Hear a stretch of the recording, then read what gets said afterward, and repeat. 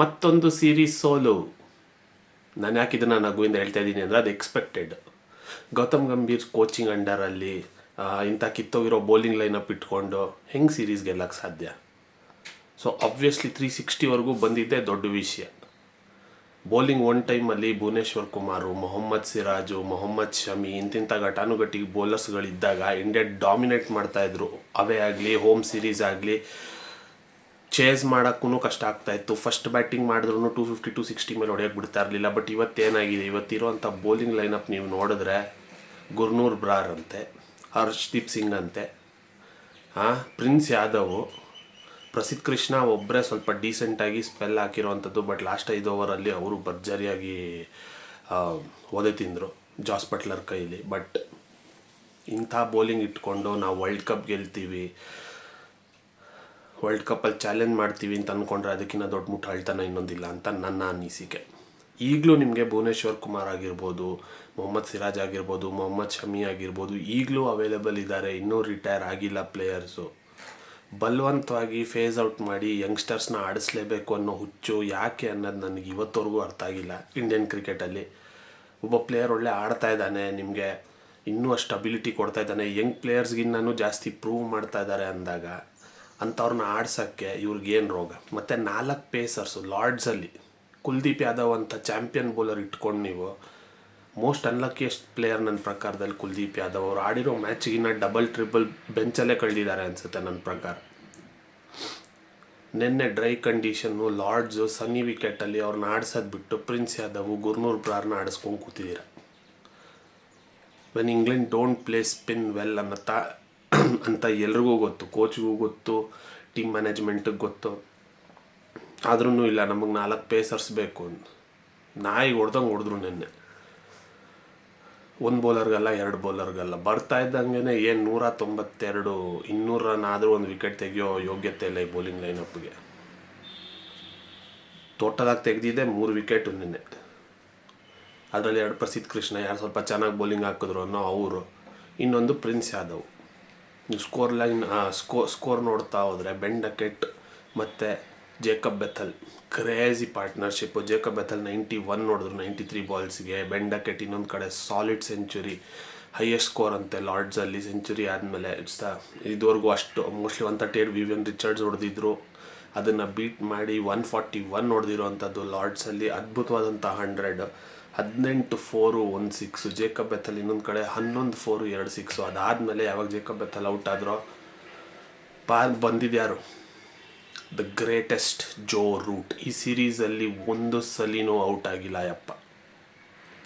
76 not out, 99 not out, ಮತ್ತು ನಿನ್ನೆ 74 not out. ನಿನ್ನೆ ಇನ್ನಿಂಗ್ಸ್ ಅದೂ 2020 ರೇಂಜಲ್ಲಿತ್ತು. 48 ಬಾಲ್ಸಲ್ಲಿ 74. ಅದೇ ಹೋದ ಮ್ಯಾಚು 133 ಬಾಲ್ಸಲ್ಲಿ 99. ಹೆಂಗೆ ಬೇಕಿತ್ತು? ಸಿಚುವೇಶನ್ಗೆ ತಕ್ಕನಂಗೆ ಆಡೋದು ಹೆಂಗೆ ಅಂತ ಇಂಥವ್ರನ್ನ ನೋಡಿ ಕಲಿಬೇಕು. ನಿಮಗೆ 1 ಎಂಡ್ ಹೋಲ್ಡ್ ಮಾಡಬೇಕು ಅಂತ ನೀಡಿದರೆ 1 ಎಂಡ್ ಹೋಲ್ಡ್ ಮಾಡಿಕೊಂಡು ಸಿಂಗಲ್ ಆಡಿಕೊಂಡು ಸ್ಟ್ರೈಕ್ ರೊಟೇಟ್ ಮಾಡ್ಕೊಂಡು ಆಡಬೇಕು. ನಿನ್ನೆ ಫಾಸ್ಟ್ ರನ್ಸ್ ಬೇಕಿತ್ತು, ಸಿಚುವೇಶನ್ ಅರ್ಥ ಮಾಡಿಕೊಂಡ್ರು. ಏನು 48 ಬಾಲ್ 74 ಅಂದರೆ 154 strike rate, almost T20 kind of innings ಅದು. ಕೊನೆವರೆಗೂ ಔಟ್ ಆಗಿಲ್ಲ. ಅದಾದಮೇಲೆ ಹ್ಯಾರಿ ಬ್ರೂಕ್ ಬಂದರು, ಅವ್ರು ಯಾಕೆ ಔಟ್ ಆದರು ಅಂತ ಆಮೇಲೆ ಅನ್ಸೋಕ್ಕೆ ಶುರು ಆಯಿತು. ಬಿಕಾಸ್ ಜಾಸ್ ಬಟ್ಲರ್ ಬಂದ ಮೇಲೆ ಆಡಿದಂಥ ರೀತಿ ಏನಿದೆ. 45 ಓವರ್ಸ್ ಆದಾಗ ಇಂಗ್ಲೆಂಡು 305 ಫಾರ್ 2 ಫಾರ್ 3 ಇತ್ತು. ಲಾಸ್ಟ್ 5 ಓವರಲ್ಲಿ 82 ರನ್ಸ್ ಹೊಡೆಸ್ಕೊಂಡಿದ್ದಾರೆ ನಮ್ಮ ಮಹಾನ್ ಬೌಲರ್ಸ್, ವರ್ಲ್ಡ್ ಕಪ್ ಗೆಲ್ಸ್ಕೊಡೋ ಅಂಥ ಬೌಲರ್ಸ್.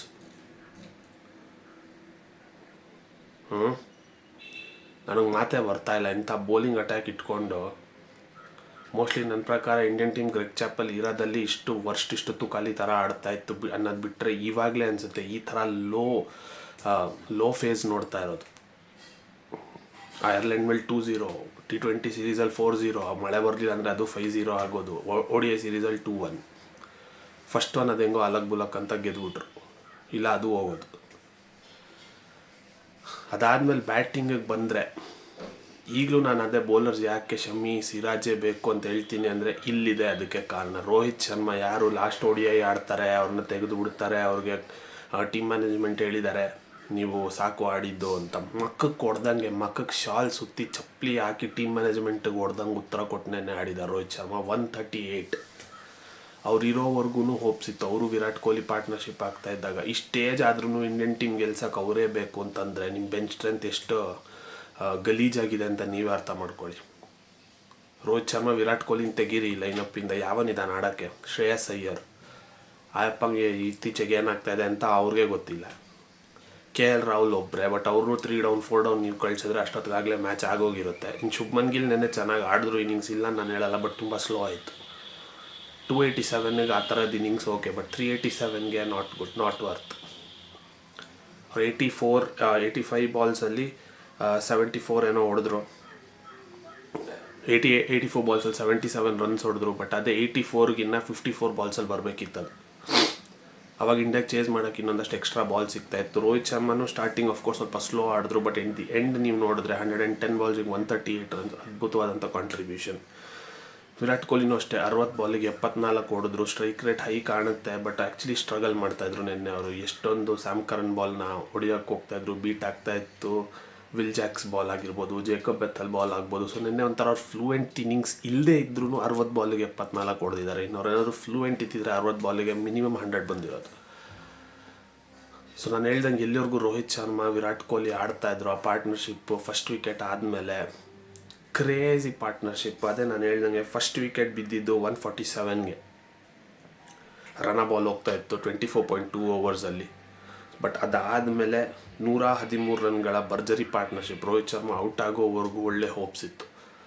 ಬಿಕಾಸ್ ಈಗಿನ ಮಾಡರ್ನ್ ಕ್ರಿಕೆಟಲ್ಲಿ ಲಾಸ್ಟ್ 10 ಓವರ್ಸಲ್ಲಿ ನೀವು 120 110 ಚೇಸ್ ಮಾಡೋದೇನಂತ ದೊಡ್ಡ ವಿಷಯ ಅಲ್ಲ. ಅದು ಲಾರ್ಡ್ಸ್ ಅಂತ ಏನು ತುಂಬ ದೊಡ್ಡ ಗ್ರೌಂಡು ಅಂತನೂ ಅಲ್ಲ, ಸ್ಕ್ವೇರ್ ಆಫ್ ದ ಬೌಂಡ್ರಿ ನೀವು ನೋಡಿದರೆ ಜಸ್ಟ್ ಒಳ್ಳೆ ಟೈಮ್ ಮಾಡಿದ್ರೆ 6ಗೆ ಹೋಗುವಂಥ ಗ್ರೌಂಡ್ ಅದು. ಬಟ್ ಅದಾದಮೇಲೆ ಆಡಿದ್ಯಾರು? ರೋಹಿತ್ ಶರ್ಮಾ ಹೋದ್ಮೇಲಂತೂ ಟೋಟಲ್ ಬ್ಯಾಟಿಂಗ್ ಉದುರೇ ಹೋಯ್ತು. ಇಶಾನ್ ಕಿಶನ್ ಬಂದರು, ಸ್ವಲ್ಪ ಟ್ರೈ ಮಾಡಿದ್ರು, ಏನೂ ಕಿಸಿಯೋಕ್ಕಾಗಲಿಲ್ಲ, ಹೋದರು. ಶ್ರೇಯಸ್ ಅಯ್ಯರು ಅಷ್ಟೇ, ಅಕ್ಷರ್ ಪಟೇಲು ಅಷ್ಟೇ, ಯಾರ್ದು ಕಾಂಟ್ರಿಬ್ಯೂಷನ್ ಇಲ್ಲ.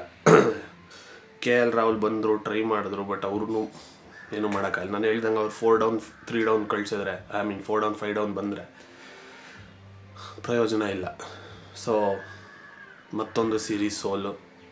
ಫೈನಲ್ ಆಗಿ 50 ಓವರ್ಸಿಗೆ 360ಕ್ಕೆ 7 ವಿಕೆಟ್ ಕಳ್ಕೊಂಡು ಅಷ್ಟೇ ಹೊಡೆಯೋಕ್ಕಾಗಿದ್ದು ಇಂಡಿಯಾಗೆ. ಬೌಲಿಂಗ್ ನೀವು ನೋಡಿದ್ರೆ ಸ್ಯಾಮ್ ಕರನ್ ಅದೇನೋ ಹೊಸ ಮೂನ್ ಬಾಲ್ ಅಂತೆ, ಒಳ್ಳೆ ಸ್ಪಿನ್ನರ್ಗಿನ್ನ ಸ್ಲೋ ಸ್ಪೀಡಲ್ಲಿ ಬಿಡ್ತಾರೆ, ಅದನ್ನೇ ಎಲ್ಲ ವಿಕೆಟ್ಸ್ ತಂದುಕೊಟ್ಟಿದ್ದವ್ರಿಗೆ. 4 ವಿಕೆಟ್ಸ್ 75 ರನ್ಸ್ಗೆ. ಅದ್ಭುತವಾದಂಥ ಬೌಲಿಂಗು, ಅದ್ಭುತವಾದಂಥ ಪ್ರದರ್ಶನ. ಇಂಗ್ಲೆಂಡಲ್ಲಿ ಒಂದು ಟೈಮಲ್ಲಿ ಹೋಗಿ ನಾವು ಗೆಲ್ತಾ ಇದ್ವಿ ಈಸಿಯಾಗಿ, ವಿರಾಟ್ ಕೊಹ್ಲಿ ಕ್ಯಾಪ್ಟನ್ಸಿಲಿ, ರೋಹಿತ್ ಶರ್ಮಾ ಕ್ಯಾಪ್ಟನ್ಸಿಲಿ. ಇವಾಗ ಹೋಗಲಿ ಒಂದು 330 340 ಕಟ್ ಹಾಕಿದ್ರು ಮ್ಯಾಚ್ ಗೆಲ್ಬೋದಾಗಿತ್ತು. 82 runs last 5 ಓವರ್ಸಲ್ಲಿ. ನನ್ನ ಪ್ರಕಾರ ಗೌತಮ್ ಗಂಭೀರ್ ಟೀಮ್ನ ಪೂರ ಸರ್ವನಾಶ ಮಾಡೋವರೆಗೂ ಸಮಾಧಾನ ಇಲ್ಲ ಅನಿಸುತ್ತೆ. ಪಣ ತೊಟ್ಟಿದ್ದಾರೆ, ನಾನಿಲ್ಲ, ಏನು ಸೆಟ್ ಇತ್ತು ಟೀಮ್ ಅದನ್ನು ಪೂರ್ತಿ ಧ್ವಂಸ ಚಿತ್ರ ನಾಶ ಮಾಡಿನೇ ನಾನು ಹೋಗ್ತೀನಿ, ಅದಾದಮೇಲೆ ನೀವೇನು ಬೇಕಾದ್ರೆ ಮಾಡ್ಕೊಳ್ಳಿ ಅಂತ. ಈ ಅಜಿತ್ ಅಗರ್ಕರ್ ಇನ್ನೊಂದು waste selector, Gautam Gambhir waste coach, ಅವ್ರ ಜೊತೆ ಇರೋ ಟೀಮ್ ಮ್ಯಾನೇಜ್ಮೆಂಟು ಥರ್ಡ್ ಕ್ಲಾಸು. ಇರೋವಂಥ ಪ್ಲೇಯರ್ಸಿಗೆ ನಾನು ಬೈಯೋಕ್ಕೆ ಹೋಗಲ್ಲ, ಅವ್ರದ್ದೇನು ಕೆಪಾಸಿಟಿ ಇದೆ, ಅವ್ರದ್ದೇನು ಅಬಿಲಿಟಿ ಇದೆ, ಅವ್ರು ಅದನ್ನು ಆಡ್ತಾರೆ. ಬಟ್ ಅಷ್ಟೇ ಇರೋದು ಅಬಿಲಿಟಿ ಅಂತ ತೋರಿಸ್ತಾ ಇದ್ದಾರೆ. 97 ರನ್ಸ್ ಗುರ್ನೂರ್ ಬ್ರಾರ್, 3 ರನ್ನಿಂದ ಸೆಂಚುರಿ ಮಿಸ್ಸು ಬೌಲಿಂಗಲ್ಲಿ 10 ಓವರ್ಸಿಗೆ. ಇಂಥ ಬೌಲರ್ಸ್ ಇಟ್ಕೊಂಡು ಸೌತ್ ಆಫ್ರಿಕಾಲಿ ಇನ್ನೂ ಚಿಕ್ಕ ಗ್ರೌಂಡು, ಇನ್ನೂ ಒಳ್ಳೆ ಬ್ಯಾಟಿಂಗ್ ಕಂಡೀಷನ್ ಸಿಗುವಂಥ ಗ್ರೌಂಡು. ಸ್ವಿಂಗ್ ಆಗುತ್ತೆ ಅಫ್ಕೋರ್ಸ್, ಬಟ್ ಅದು ಹೊಸ ಬಾಲಲ್ಲಿ ಸ್ವಿಂಗ್ ಆಗುತ್ತೆ ಅಷ್ಟೇ. ಆಮೇಲೆ ಏನು ನೀವು ಚೆನ್ನಾಗಿ ನಿಂತು ಬಾರಿಸ್ಬೋದು. ಜೋಹಾನಸ್ಬರ್ಗ್ ಅಂತ ಗ್ರೌಂಡಲ್ಲೆಲ್ಲ ನೀವು ನೋಡಿದ್ದೀರ 400+ ರನ್ಸ್ ಎಲ್ಲ ಹೋಗಿರೋ ಅಂಥದ್ದು. ಬಟ್ ಆದಷ್ಟು ಬೇಗ ಶಮಿ ಹೇಳ್ತಾ ಇದ್ದಾರೆ, ನಾನು ಇನ್ನೂ ಫಿಟ್ ಇದ್ದೀನಿ, ನನ್ನಲ್ಲಿ ಇನ್ನೂ ತುಂಬ ಕ್ರಿಕೆಟ್ ಇದೆ ಅಂತ. ಅಂಥವ್ರನ್ನ ಆಡಿಸೋದು ಬಿಟ್ಟು ನಾನ್ಸೆನ್ಸ್ ಟೀಮ್ ಆಡಿಸ್ತಾ ಕೂತಿದೆ. ಪ್ರಿನ್ಸ್ ಯಾದವ್ ನಿಜ ಹೇಳಿ, T20 ಬಿಟ್ಟು ನಿಮ್ಗೆ ODI ಬೌಲರ್ ಅನ್ನಿಸ್ತಾರ ಅಥವಾ ಟೆಸ್ಟ್ ಬೌಲರ್ ಅನ್ನಿಸ್ತಾರ? ಕುರ್ನೂರ್ ಬ್ರಾದ್ರು ಸ್ಟಿಲ್ಲ ಹೈಟ್ ಇದೆ, ಪೇಸ್ ಇದೆ ಅಂತ ಅನ್ಬೋದು, ಬಟ್ ಕನ್ಸಿಸ್ಟೆನ್ಸಿ ಒಂಚೂರು ಇಲ್ಲ. ಆಡ್ತಾ ಬರುತ್ತೆ ಅನ್ನೋದಕ್ಕೆ ವರ್ಲ್ಡ್ ಕಪ್ ಇನ್ನೂ ಜಸ್ಟ್ 1 ಇಯರ್ ದೂರ ಇದೆ ಅಷ್ಟೇ. ಪ್ರಸಿದ್ಧ ಕೃಷ್ಣ ಒಬ್ಬರೇ ಸ್ವಲ್ಪ ಒಳ್ಳೆ ಬೌಲಿಂಗ್ ಮಾಡಿದ್ದು ನಿನ್ನೆ. ಯೂಶ್ವಲಿ ಅವರೂ ಚೆನ್ನಾಗಿ ಓಡಿಸ್ಕೋತಾರೆ, ಬಟ್ ನಿನ್ನೆ ಅವ್ರ ಕೈಯಿಂದ ಒಳ್ಳೆ ಬರ್ತಾಯಿತ್ತು ಬೌಲಿಂಗ್. ಇನ್ನು ಹರ್ಷ್ದೀಪ್ ಸಿಂಗ್ ಈ ಬೌಲಿಂಗ್ ಲೈನಪ್ ಇಟ್ಕೊಂಡು ವರ್ಲ್ಡ್ ಕಪ್ ಗೆಲ್ತಾರೆ ಅನ್ನೋದು ಹೋಪ್ಸೇ ಬಿಟ್ಟುಬಿಡಿ. ನಾನು ಇವಾಗಲೇ ಹೇಳ್ತಾಯಿದ್ದೀನಿ, 1 ಇಯರ್ ಮುಂಚೆನೇ ಹೇಳ್ತಾಯಿದ್ದೀನಿ. ಅದು ಈ ಸಲದ ಕ್ವಾಲಿಫಿಕೇಷನ್ ಏನೋ ಚೇಂಜ್ ಮಾಡಿದ್ದಾರೆ ICC. ನೀವಿನ್ನೂ ಫಸ್ಟ್ ರೌಂಡ್ ಆಡಿ ಸೆಕೆಂಡ್ ರೌಂಡಿಗೆ ಸೂಪರ್ 6 ಕ್ವಾಲಿಫೈ ಆಗಿ, ಅಲ್ಲಿ ಕ್ವಾಲಿಫೈ ಆಗಿ ಮತ್ತೆ ನೆಕ್ಸ್ಟ್ ಸ್ಟೇಜ್ಗೆ ಹೋಗಿ, ಈ ಸಲ 3-4 ಸ್ಟೇಜಸ್ ಇದೆ. ಸೊ ನನ್ನ ಪ್ರಕಾರ ಟೀಮು ದೇವರೇ ಕಾಪಾಡಬೇಕು. ಮುಗೀತು ಅಲ್ಲಿಗೆ. ಒಂದು painful Ireland and England series. Next series Zimbabwe ಮೇಲೆ. ನನ್ನ ಪ್ರಕಾರ ಅದನ್ನು ಏನು ಮಾಡ್ತಾರೆ ಗೊತ್ತಿಲ್ಲ, ನನಗೆ ಹೋಪ್ಸ್ ಇಲ್ಲ. ಸೊ ಸದ್ಯಕ್ಕಂತೂ ಮುಖಭಂಗ ಆಗಿದೆ ಇಂಗ್ಲೆಂಡಲ್ಲಿ. ಮುಂದೆ ಇನ್ನೂ ಎಷ್ಟೆಷ್ಟು ಏನೇನು ನೋಡೋದು ಬಾಕಿ ಇದೆ ನೆಕ್ಸ್ಟ್ ಸೀರೀಸಲ್ಲಿ ನೋಡೋಣ. ಮುಗಿರಿ ಅವ್ರ ಮಕ್ಕ ಕೇಳ್ತೀನಿ.